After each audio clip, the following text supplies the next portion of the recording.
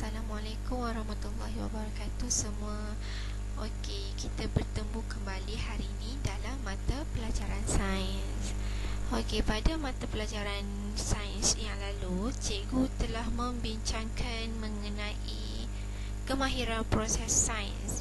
Ada 3, iaitu memerhati, mengelas serta mengukur dan menggunakan nombor. Okey, hari itu cikgu ada terangkan 3 tu. Jadi kamu ingat lagi tak ketiga-tiga kemahiran proses sains tu? Okey, yang pertama memerhati. Apa itu memerhati? Okey, kita menggunakan semua daya yang ada pada diri kita untuk mengumpul maklumat. Okey, mengelas. Mengelas ialah mengasingkan sesuatu mengikut perbezaan ataupun persamaannya. Okey, kemudian mengukur menggunakan nombor. Ini adalah kamu mengukur dengan menggunakan alat pengukur yang mempunyai unit piawai yang standard. Okey, 3 tu jangan lupa, okey.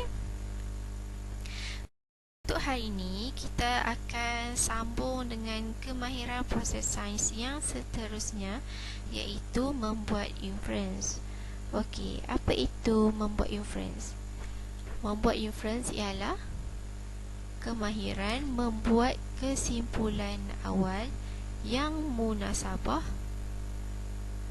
untuk menerangkan sesuatu pemerhatian.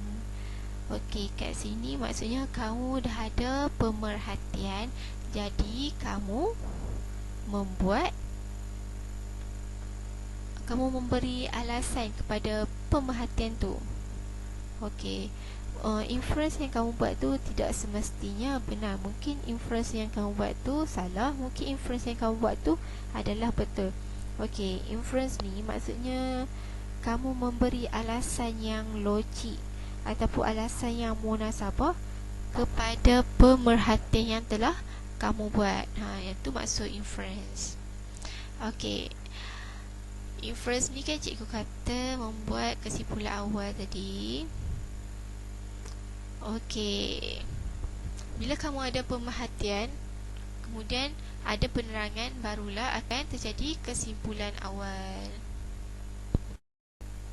Okey, kita tengok contoh kat sini. Ni cikgu ambil contoh daripada buku teks kamu. Okey. Lagi, mengapakah pokok ini kelihatan hijau dan segar?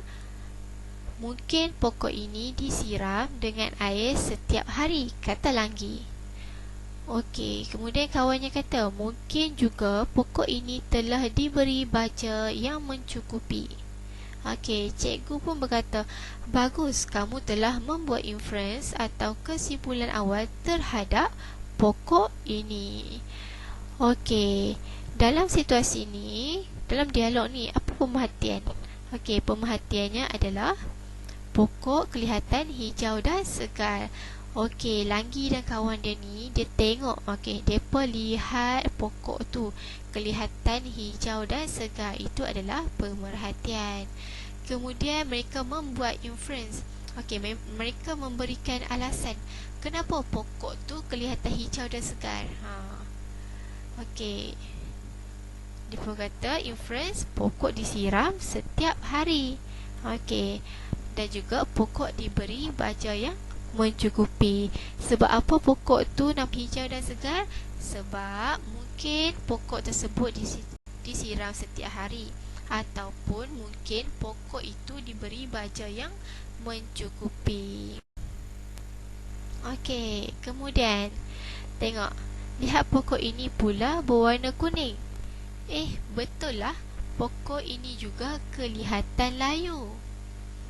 Kemudian dia berfikir, agaknya pokok ini tidak dibaja.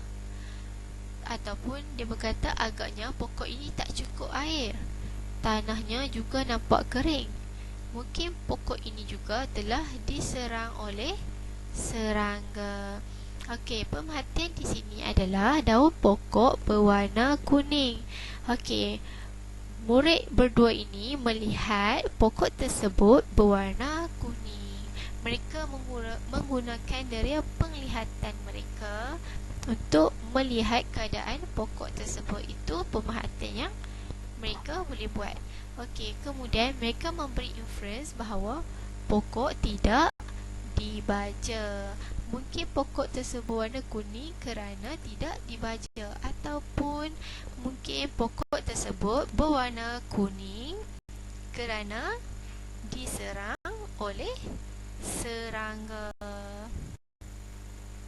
Okey, kita tengok contoh yang seterusnya. Okey, apa yang kamu dapat lihat berdasarkan gambar yang telah diberi?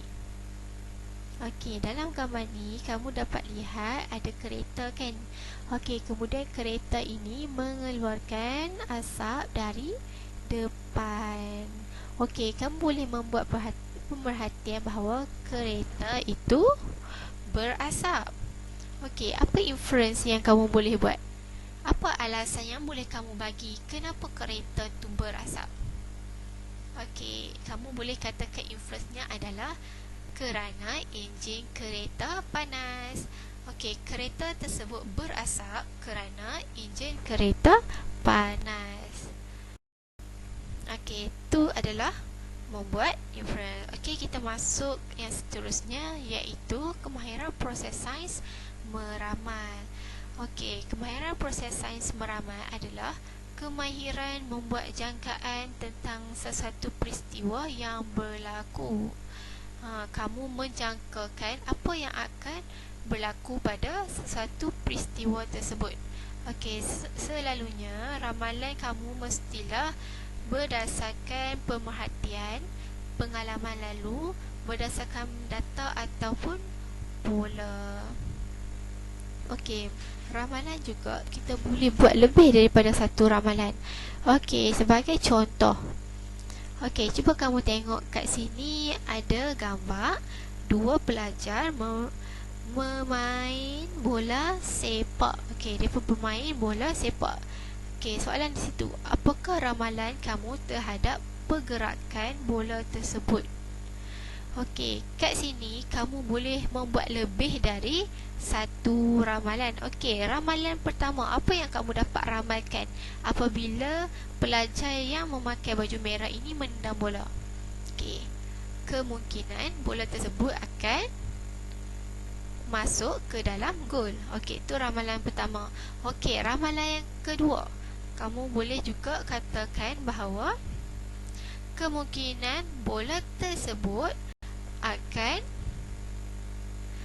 terkeluar daripada gol. Okey, kamu boleh buat lebih daripada satu ramalan.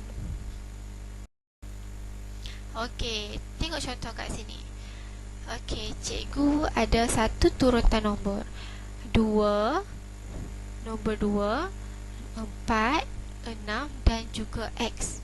Okey, kita tak tahu X tu nombor berapa. Jadi kamu boleh ramalkan apakah nilai nombor X selepas 6. Okey, X kamu dapat ramalkan bahawa X ialah 8. Sebab apa kamu dapat ramalkan yang X tu adalah 8? Kerana pertambahan 2 di setiap turutan nombor. Okey, 2 tambah 2 4, 4 tambah 2 6, 6 tambah 2 semestinya 8. Okey, kamu dapat ramalkan. Okey, kemudian kita tengok yang terakhir, kemahiran proses sains yang terakhir, iaitu berkomunikasi.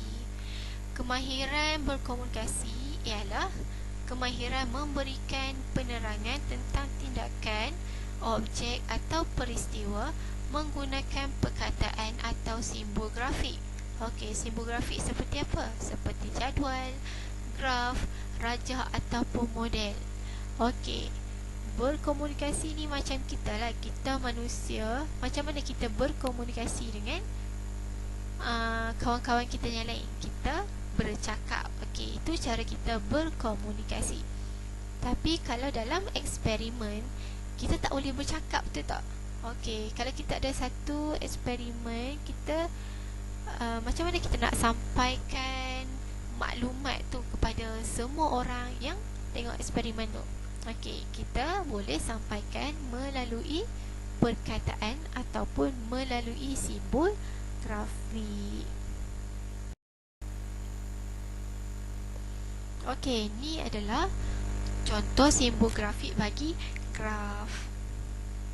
Okey, ni carta pie. Ini adalah carta palang dan juga ini adalah jenis buah-buahan. Jenis buah-buahan. Maaf. Okey, ini adalah jenis jadual. Jadual. Okey, itu saja untuk pelajaran kita hari ini. Jadi, cikgu nak kamu membuat latihan pada muka surat 6 hingga muka surat 9 dalam buku aktiviti. Okey, jika kamu ada sebarang masalah tentang menjawab soalan, bolehlah berhubung terus kepada cikgu. Okey, itu saja. Terima kasih.